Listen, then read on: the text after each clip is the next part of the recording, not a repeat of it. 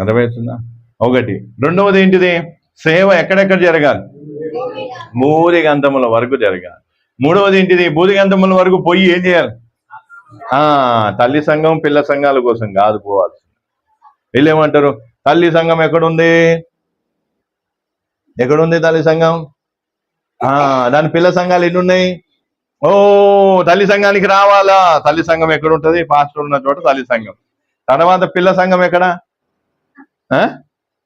మళ్ళీ వీళ్ళు పబ్లిసిటీ చేసుకోవడానికి ఒక క్యాలెండర్ సరిపోతుంది. క్యాలెండర్ ఏం కాదు, ముందు సరిపోయేది, ఇప్పుడు సరిపోతలేదు. ఇప్పుడు ఏం కావాలి? ఇప్పుడు క్యాలెండర్ కింద ఉంటాయి కదా వైట్ బార్డర్, ఇక దాంట్లో వీళ్ళ తల్లి సంఘము, తర్వాత ఇక పిల్ల సంఘాలన్నీ కూడా ఉంటాయి ఇక్కడ.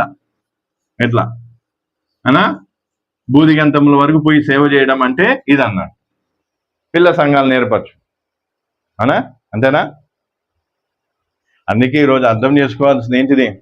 క్యాలెండర్లో పబ్లిసిటీ. అందుకే మన క్యాలెండర్ కింద ఏముండదు, ప్లెయిన్ ఉంటుంది. ఎందుకు ప్లెయిన్ ఉంటుంది? పబ్లిసిటీ చేసుకునే, అర్థమవుతుందా? పబ్లిసిటీ చేసుకునే. కానీ కొంతమందికి ఎట్లుంటుంది దాంట్లో పబ్లిసిటీ? ఫోటో, ఏం ఫోటో?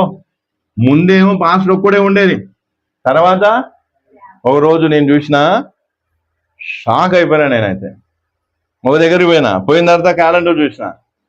నేను ఇట్లా దగ్గర పోయి, ఈయన ఎవరో తెలిసినట్టున్నాడే అని, ఎవరబ్బా అని నేను అనుకునే అడిగిన. ఫలానా పాస్టర్.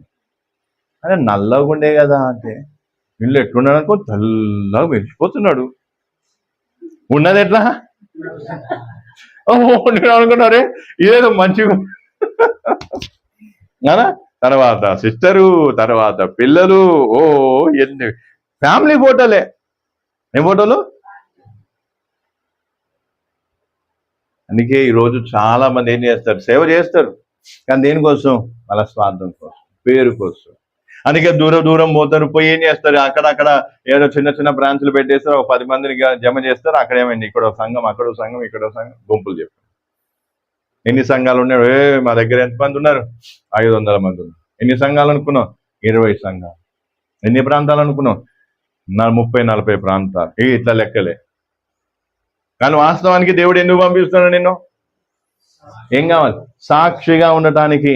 అక్కడ అవసరమైతే నీ ప్రాణం పెట్టి, నీ రక్తం చిందించి, అక్కడున్న ఆత్మల కోసం మూల్యము చెల్లించడానికి. నీ డప్పులు కొట్టుకోవడానికి కాదు నిన్ను పంపించింది. కానీ మనం ఏం చేస్తాం? చాలా మంది ఏం చేస్తాం? అంటే నచ్చుతలేదు కదా వాక్యం. అందరు డల్ అయిపోయారు ఎందుకో పాపం. నచ్చలేదు. అందుకే ఇప్పుడు ఏం చేద్దాం చెప్పండి? చేద్దాం ప్రార్థన? సరిపోతుందా? ఎక్కువైపోయినట్టు. మళ్ళీ ఎక్కువ చెప్తే కూడా నేను ఇంకా మంచిగా చెప్పాలి, ఇది మస్తు చెప్పేది, కానీ ఎందుకు ఈ మధ్య నాకు కొంచెం చెప్పడానికి ఇబ్బంది అవుతుంది, టీత్ ప్రాబ్లం అంటే. కాబట్టి అందుకే అర్థం చేసుకోవాల్సింది ఏంటిది? ఏమర్థం చేసుకోవాలా? సేవ దేని మీద ఆధారపడలేదు. ఎన్నటికి దేవుని సేవ డబ్బు మీద ఆధారపడి ఉండదు. కాబట్టి డబ్బు ఉంటేనే సేవ జరుగుతుంది అనుకోవడం మూర్ఖత్వము. అందుకే కొంతమంది ఏం చేస్తారు? డబ్బులు ఉంటేనే ఏమవుతుంది? సేవ జరుగుతుంది.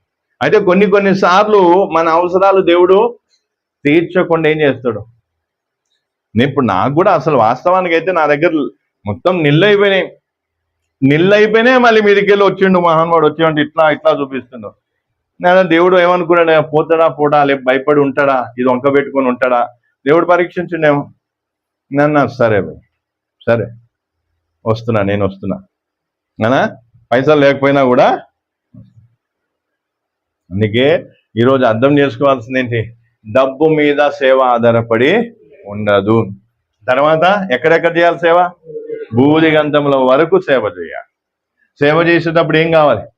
సాక్షులు, అంటే హతసాక్షులు, ప్రాణం రక్తం చిందించి ప్రాణం పెట్టే సమర్పణ ఉంటేనే సరి అని సేవ. అవునా? ఇతరుల రక్తం ఏం చేయడం? పీల్చుకోవడం కాదు, ఏం చేయాలి?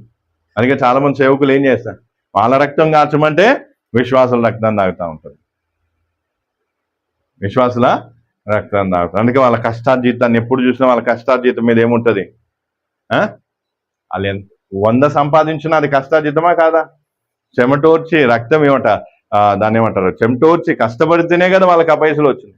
దాంట్లో నుంచి కూడా వీళ్ళు ఏం చేయాలని చూస్తారు, రాబట్టుకోవడానికి ప్రయత్నం చేస్తారు. అందుకే శక్తి ఎక్కడ ఉండాలా? చెప్పాలి గట్టిగా, శక్తి ఎక్కడ ఉండాలి? డబ్బు ఎక్కడ ఉండాలి? అట్లాంటి సేవ చేయడానికి రెడీయా? మన పరిస్థితి ఏంటి? అమ్మో, ఈ పాస్టరు దరిద్రుడు, పాస్టర్ అయితే తినటానికి ఉండదు, రూపాయి 2 రూపాయలు ఉండదు. ఏం చేయాలి? ఏదో సరే బతుకు పాస్టర్, ఎట్లనో కానీ బతుకు పట్టు, బతుకేగా అనా అట్లనే ఉందా? అందుకే కొంతమందికి ఎట్లున్నా అంటే, మీరు నమ్ముతారు, ఒక విశ్వాస సీదా నాయకుడు చెప్పిండు, మా పాస్టర్కి బండి లేదంటే మేము ఎట్లా చెప్పుకోవాలి ఇతరులకు అని చెప్పుకున్నాడు. అర్థమవుతుందా? చాలా మందికి ఏముంటది, ప్రెస్టేజ్. అందుకే వాళ్ళు ఏం చేస్తారు, వాళ్ళ హోదాకు తగ్గ పాస్టర్లు ఎన్నుకుంటారు. ఎందుకు? మాకు ఇల్లు ఉంది, పాస్టర్ కూడా ఇల్లు ఉందా లేదా? మాకు బండి ఉంది, పాస్టర్ కూడా బండి ఉందా, కారు ఉందా? ఓకే, మేము ఇంత చదువుకున్నాం, పాస్టర్ కూడా ఏం చేసిండు, అంత చదువుకున్నదా లేదా? ఇదే చూస్తారు. ఇది చూడరు. ఏం చూడరు? శక్తిని చూడరు. వాళ్ళకి ఆత్మ లేకపోయినా వీళ్ళకేం బాధ లేదు. వాళ్ళు పరిశుద్ధాత్మని నమ్మకపోయినా వీళ్ళకేం బాధ లేదు. వాళ్ళు పరిశుద్ధాత్మని ఎగతాళి చేసినా వీళ్ళకేం బాధ లేదు. వీళ్ళకి ఒకటే కావాలి. ఏం కావాలి? ఏం కావాలి? అదే ప్రెస్టేజ్. మా లెవెల్కి తగ్గ పాస్టరు, అందుకే ఈరోజు మనం మళ్ళీ ఒకసారి అపోస్తుల కార్యము 1:8 చదవండి.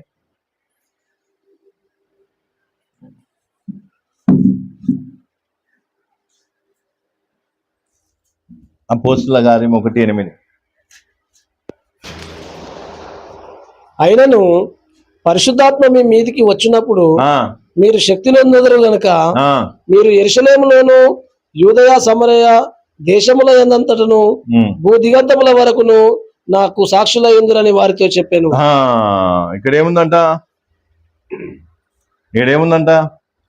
శక్తి. దానికి సంబంధించిన విషయాలు తర్వాత చూద్దాం. కాబట్టి ఇక్కడ పరిశుద్ధాత్మ శక్తి మీ మీదికి వచ్చినప్పుడు మీరేమవుతారు? ఏమవుతారు?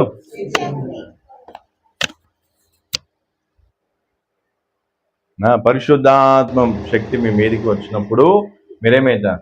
భూదిగంతముల వరకు పోతారు. ఏం లేకుండా, పైసలు కాదు ముఖ్యం. శక్తి ఉంటే శక్తి ఏం చేస్తుంది? వారిని ప్రేరేపించి, వారిని ఒత్తిడి చేసి ఏం చేస్తుంది? అదే పైసలు ఉంటే అబ్రహాం, ఇస్సాకు, యాకోబు తెచ్చుకొని మంచిగా ఫ్రై, మంచి షవర్వ, మంచిగా అది చేసి, మంచిగా తాగి తిని, మంచిగా ఏసీ వేసుకొని, ఫ్యాన్ వేసుకొని, గొర్రె కొట్టుకొని అన్నా కదా. పైసలు ఉంటే ఏం చేస్తారు? మళ్ళీ ఏమంటా భార్య పిల్లలతో షాపింగ్ పోతారు, షికార్లకు పోతారు, ఏటో పోతారు, ఏమేమో చేస్తారు. అదే శక్తి ఉంటే, శక్తి ఏమంటది? ఇంట్లో కూర్చొని పనుకోమంటదా, తినమంటదా, తాగమంటది? ఏమంటది? ఓ భూదిగంతముల వారు, యెరూషలేములో నా సాక్షిగా ఉండు, యూదయలో నా సాక్షిగా ఉండు, గలిలయలో నా సాక్షిగా ఉండు, సమరయాలో కూడా నా సాక్షిగా ఉండు, భూదిగంతముల వరకు, అమెరికాలో, లండన్లో, కెనడాలో, ఇండియాలో, ఆఫ్రికాలో అంతటా నా సాక్షిగా ఉండమని ఏం చేస్తుంది? పరిశుద్ధాత్మ శక్తి ఏం చేస్తుంది? వారిని ప్రేరేపించి నడిపిస్తుంది. అందుకే ప్రియులారు గుర్తుపెట్టుకోండి, మా పాస్టర్ సేవ మేము వేసే కానుకల మీద, మేము ఇచ్చే డబ్బుల మీద ఆధారపడి ఉందంటే యువర్ ఏం చేసినాడు? అప్పులో కాలేసిరు, మొత్తం దుంకిరు, అది మీకే తెలియదు. కానీ ఎవరి డబ్బుల మీద ఏం లేదు, సేవ ఆధారపడి లేదు అనే విషయం గుర్తుపెట్టుకోండి. వాక్యం కరెక్టే చెప్తున్నా, నేను ఏమైనా తప్పు అటు ఇటు తప్పుగా అది చేస్తున్నా. కాబట్టి అందుకే చాలా మంది ఏం చేస్తారు? మీరు నమ్ముతలేదో, కొంతమంది స్టార్టింగ్ నా దగ్గరకు వచ్చినప్పుడు సరే వాళ్ళు అప్పుల పాలుండి బాధపడి అది ఇది చేస్తే ప్రార్థన చేసినాం, దేవుని దయ వల్ల దేవుడు ఆర్థికంగా అన్ని విధాలుగా దేవుడు వాళ్ళకి సహాయం చేసినాం. వాళ్ళది ఏంటంటే పోయేటప్పుడు ఏమంట, ఇక మేము వెళ్ళిపోతున్నాం, ఇంకా పాస్టర్ సేవ డప్పు ఎందుకు, మేము ఇచ్చే కానుకలతో ఇన్ని రోజులు ఏమైంది? సేవ నడిచింది. ఇప్పుడు మేము పోతున్నాం కాబట్టి పాస్టర్ సేవ ఏమైపోతుంది? అయిపోదు. అట్లాంటి వాళ్ళు ఎంత మంది పోయినా కానీ ఇప్పటి వరకు ఏం కాదు, సేవ ఆగలేదు, ఆగదు, ఆగబోదు. ఎందుకంటే దేంతో నడుస్తుంది ఇది? పవర్ దేంట్లో ఉంది? డబ్బు కాదు, ఎందులో? పరిశుద్ధాత్మ శక్తి నడిపిస్తుంది. హల్లెలూయా. అందుకే చాలా మంది అనుకున్నారు అయిపోయింది. సవాళ్ళు కూడా చేశారు, అయిపోయింది. అలా అయిపోయింది అన్నా కొద్దీ లేచి నిలబడుతున్నాం, సేవ చేస్తున్నాం, ముందుకు పోతూనే ఉన్నాం. హల్లెలూయా. అందుకే పరిశుద్ధాత్మ శక్తి ద్వారా సేవ జరగాలి, డబ్బు ద్వారా కాదు. అందుకే ఇప్పుడు ఏం చేయాలి? ఇప్పుడు మీ పాస్టర్ దగ్గర ఏముండాలి? పద్మక్క, మీ పాస్టర్ దగ్గర ఏముండాలి? కారు వద్దా, బండి వద్దా, ఇల్లు వద్దా, అవేమొద్దా? అవి కూడా ఉండాలి. అవి ఉండాలి, ఇది ఉండాలి. అంతేనా? అంతేనా? అందుకే అపోస్తులు ఏం చేశారు? వాళ్ళకున్నదంతా కూడా వదిలేసి ఏం చేశారు? శక్తి పరిశుద్ధాత్మ శక్తితో నిండుకొని దూర ప్రాంతాలకు పోయి ఏం చెప్పారు? సేవ, సువార్త చెప్పి సంఘాలు స్థాపించి అక్కడ వాళ్ళు ఏం చేశారు? సాక్షులుగా బ్రతికి. హల్లెలూయా. అందుకే మనం కూడా ఈ చివరి దినాలలో ఏం చేయాలి? పరిశుద్ధాత్మ శక్తి యొక్క విలువ ఎవరికి తెలుస్తుంది? కరెక్ట్ చెప్పింది పద్మ. ఇది మాత్రం కరెక్ట్ చెప్పింది. ఎవరికి తెలుస్తుంది విలువ? శక్తి యొక్క విలువ ఎవరికి తెలుస్తుంది? పరిశుద్ధాత్మ శక్తి పొందుకున్న వారికే. అందుకే పాస్టర్లు శక్తితో సేవ చేసినప్పుడు ఆ సేవ యొక్క ప్రాధాన్యత, ఆ సేవ యొక్క విలువ ఎవరికి తెలుస్తుంది? పరిశుద్ధాత్మ శక్తి పొందుకున్న వాళ్ళకి మాత్రం తెలుస్తుంది. చూడు మా పాస్టర్ ఎట్లా పోతున్నాడు, చూడు ఎంత అభిషేకంతో పోతున్నాడు, చూడు ఎంత శక్తితో పోతున్నాడు.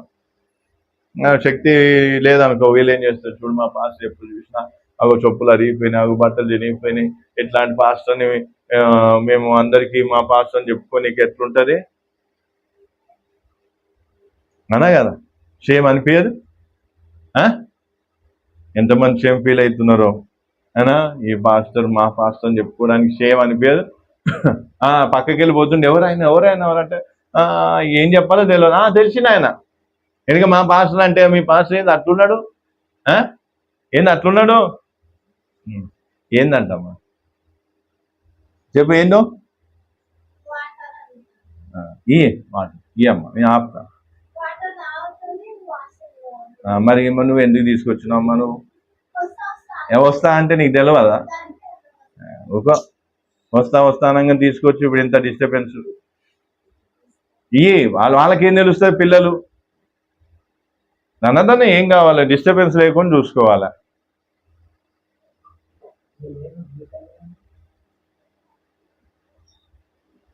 ఈయన చూడు బుద్ధిగా కూర్చున్నాడు, ఆమెకి అలవాట్లేదు. ఆమె కూర్చోబెట్టి సండే స్కూల్ పోవా నువ్వు? లూయిసు సండే స్కూల్ పోవా? లూయిసా ఎవరు? అదే లూయిసే అన్న. మరి నేను కూడా ఏం చేస్తాం? అట్లుంది, నా పనులు అట్లున్నాయి, మీరు ఇనుడు అట్లుంది. లూయిసే అన్న కదా.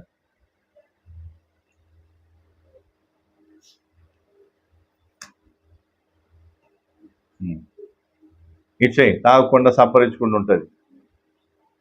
ఇప్పుడు ఏంటండి, ఇప్పుడు ఒక 5 నిమిషాలు ఇంటే నేను తొందరగా ముగిస్తా. తర్వాత మంచిగా ఏం కావచ్చు, మీకు నచ్చినట్టు చేసుకోవచ్చు. ఇగో 8:05 అవుతుంది, ఇంకో 5 నిమిషాలు అనా మంచి వాక్యం మంచిగా చెప్పొచ్చు అనా. మనకి ఎట్లుంటుంది అంటే మంచిగా వాక్యాన్ని ఏదో ఒక చెడగొట్టాలంతే. చెడగొట్టేదాకా మనకు నెమ్మది ఉండదు. ఏమన్నా బుర్రకి ఎక్కిందా లేదా? మంచిగా అర్థమైందా లేదా? ఇప్పుడు మనకి ఏం కావాలి? సేవకునికి ఇప్పుడు ప్రస్తుతం సేవకునికి కావాల్సింది ఏంటిది? అర్థమవుతుందా? డబ్బులు కావాలా? డబ్బుల కట్ట కావాలా? బ్యాంక్ బ్యాలెన్స్ కావాలా? లేదా ఆస్తిపాస్తులు కావాలా? ఏం కావాలి? అందుకే కొంతమంది ఏం చేస్తారు, దగ్గరలో ఉన్న పెద్ద చర్చిలు కట్టుకునే పాస్టర్ల దగ్గర పోతే ఎందుకు చెప్పుకోవడానికి వాళ్ళకు కూడా ఏముంటుంది? మా పాస్టర్ చర్చి చూడ ఎంత పెద్దగా ఉందో, మా పాస్టర్ మొన్ననే అమెరికా పోయింది తెలుసా. ఏ పాస్టర్కి ఏముంది? ఏమి లేదు.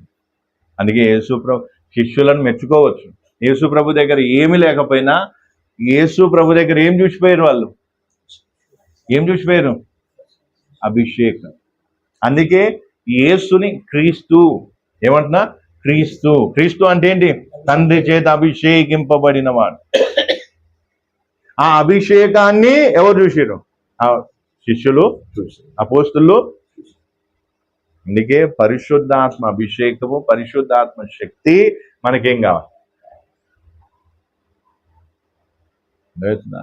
అందుకే నేను మొదట్లో ఏం చేసుకున్నాం, పనులు కొంచెం వాళ్ళు ఎంత చెప్తానన్నా అన్నా, సరే ఇప్పుడు ముందు కంటే ఇప్పుడు నా మాట సరే మీకు వినిపించడానికి, మీకు అర్థం చేసుకోవడానికి కొంచెం కష్టంగా ఉండొచ్చు, కానీ నా మాట గంభీరత్వం యొక్క విలువ, అంటే నేను చెప్పిన మాట యొక్క విలువ ఎవరికి తెలుస్తాయి? శక్తికి. ఎవరికి? దుష్టాత్మకి. ఎంత అత్తరపోయి చెప్పినా, ఎట్లా చెప్పినా ఆ మాట ఒక తీవ్రత ఏమైపోయింది. అందుకే ముందు మాట్లాడిన దానికి ఇప్పుడు మాట్లాడిన దానికి ఏమైంది? మాటకు వజన్ పెరిగింది. ఏం పెరిగింది? వజన్, వెయిట్ పెరిగింది. అందుకే ఈరోజు అర్థం చేసుకోవాల్సింది ఏంటిది? ఏం అర్థం చేసుకోవాలి?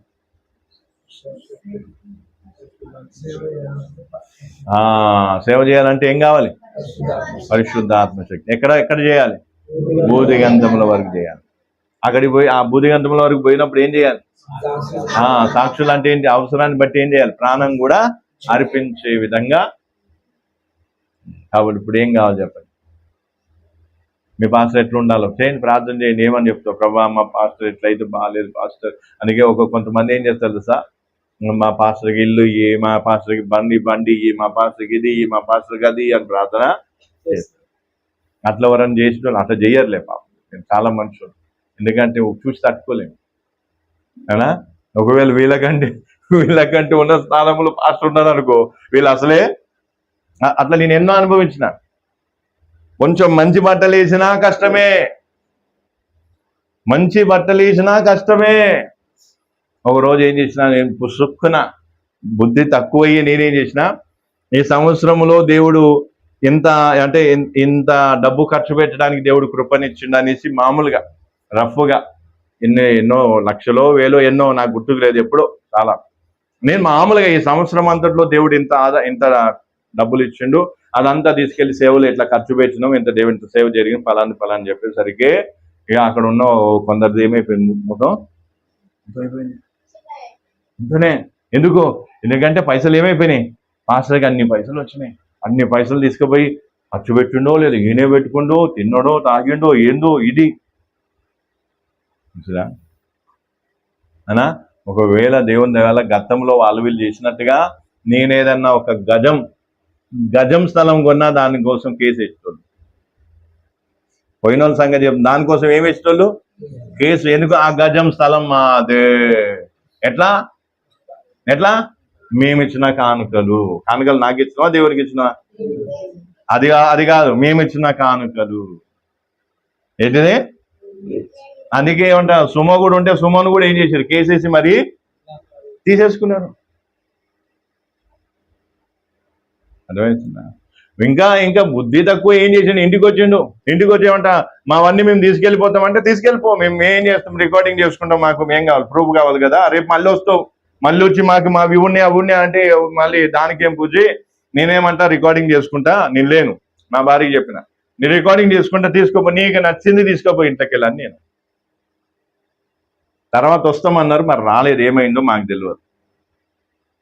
స్పీకర్లు ఇంత స్పీకర్లు ఉండేవి. ఆ స్పీకర్లు ఏం చేయాలి? కష్టపడి అక్కడిక్కడి నుంచి ఏదో విధంగా సంపాదించి ఏం చేసింది? దేవుడు ఇచ్చిన దాంట్లో దాచి అందరికి వాయిస్ మంచిగా వినపాలని స్పీకర్లు పెడితే ఆ స్పీకర్లు మావే, ఆ డప్పు డోళ్ళు మావే, ఆ స్టాండ్ మాదే అని అట్లా దోసుకున్నాడే అన్ని. కార్పెట్లు కూడా వదలలేదు. ఈ కార్పెట్లు కూడా మావే అని తీసుకుపోయారు. అర్థమవుతుందా?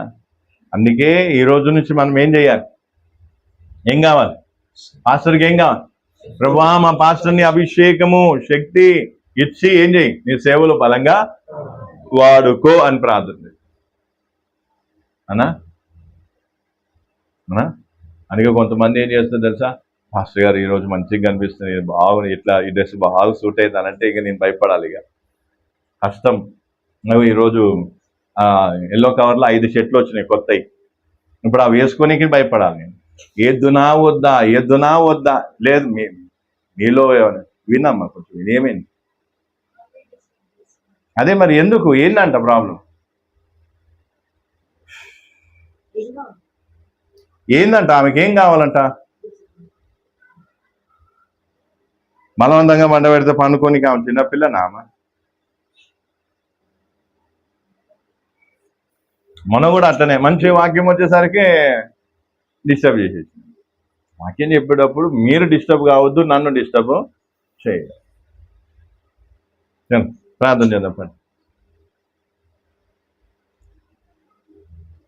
ఇంకా 2-3 పట్టుకుంటా ఇంకోసారి మీటింగ్.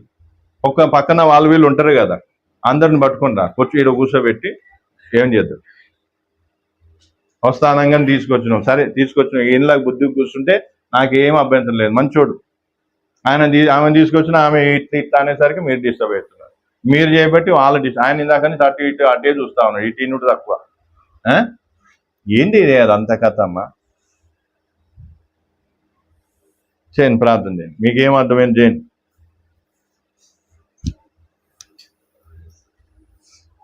హల్లెలూయా.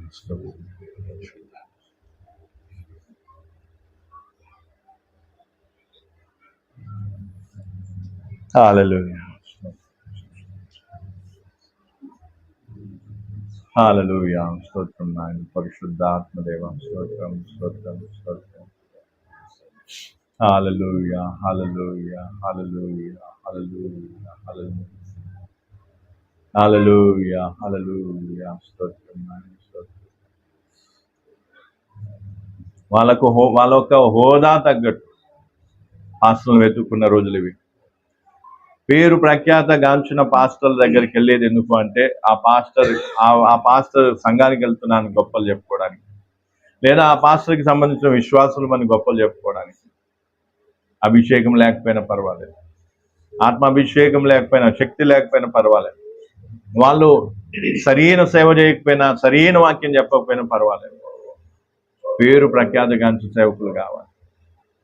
అందుకే ఈరోజు ఒకటే గుర్తు. చాలా మంది నా జీవితంలో చాలా మంది అన్నారు, ఇదిగో మేము వెళ్ళిపోతున్నాం, ఇక మా దగ్గర నుంచి కానుకలు రావు. వాడు ఎలా సేవ చేస్తాడో మేము చూస్తాం. ఎన్ని విధాలుగా ఛాలెంజ్ చేశారు. అన్యాయంగా డబ్బు దోచుకున్నామని, బెదిరించి దోచుకున్నామని, ఇలా రకరకాలుగా దేవుని సేవార్థమే ఖర్చు పెట్టిన వాటన్నిటిని కూడా అనుభవించి, సేవలో అన్ని విధాలుగా అనుభవించి నిందలు మోపి రకరకాల. అందుకే ప్రియులారు ఈరోజు ఒకటే గుర్తుపెట్టు, దేవుని సన్నిధిలో మంచిగా అర్థం చేసుకోవాలి. ఈరోజు నీకెవరు కావాలి? ఏం కావాలి? శక్తి, ఆత్మాభిషేకం కలిగి సేవకుడు సేవ చేయటం కావాలా? బోధిగంధముల వరకు వెళ్ళి, ఆయా ప్రాంతాల్లోకి వెళ్ళి సేవ చేయటం కావాలా? లేదా ఒక చోట చిన్న సంఘాన్ని కట్టుకొని, చిన్న సంఘం పెట్టుకొని అందులో కూర్చోవడం కావాలి? ఏది కావాలి? అందుకే సంఘాలు కట్టకపోవడం కారణం ఏంటి? ఎందుకంటే ఒక చోట స్థిరులంగా ఉండటానికి కాదు దేవుడు మనం పిలిచింది. బోధిగంధముల వరకు వెళ్ళి ఆయా ప్రాంతాల్లో సువార్తను ప్రకటించి, అక్కడ జీవం గల దేవుని సంఘాలు స్థాపించి, అవసరమైతే అక్కడ ప్రాణం పెట్టడానికి, అతను సాక్షులు అవ్వటానికి పిలువబడ్డా. అందుకే శక్తి, అభిషేకం తల మీద ఉండాలి, శక్తి గుండెల్లో ఉండాలి, డబ్బు కాళ్ళ దగ్గర ఉండాలి. అదే అసలు శిష్యులైన సేవ. దొంగ సేవకులు చాలా మంది బయలుదేరారు. అందుకే సేవ పేరు చెప్పి డబ్బులు దండుకుంటారు. డబ్బులు డబ్బులు డబ్బులు డబ్బులు డబ్బులు కానుకల పేరు మీద తీయండి తీయండి, వెయ్యండి వెయ్యండి అంటూ ఉంటారు. వీళ్ళ దేవుడు ప్రేరేపణిస్తే, వాళ్ళంతటా వాళ్ళు తెచ్చిస్తే ఓకే, తీసుకొని ప్రార్థన చేసి దాని సేవలో వాడవచ్చు. దేవుడి చిత్త ప్రకారంగా వాడవచ్చు, దాంట్లో తప్పు లేదు. కానీ బలవంతంగా తీసుకోవడం తప్పు. శపిస్తూ, లేదా శాపాలు వస్తాయనో, ఇంకేదోనో ఇలా రకరకాలుగా చెప్పి డబ్బులు తీసుకోవడం తప్పు, కానుకలు తీసుకోవడం తప్పు. మళ్ళీ చెప్తూ ఉన్నాను, అభిషేకం తల మీద ఉండాలి, అభిషేక తైలం తల మీద ఉండాలి, గుండెల్లో పరిశుద్ధాత్మ శక్తి ఉండాలి, పాదాల దగ్గర డబ్బులు ఉండాలి. అది సేవకుని జీవితం. సరైన సేవకుని జీవిత విధానం, సేవ విధానం. అందుకే సేవ జరగాలని ఈరోజు నువ్వు కోరుకుంటున్నావా?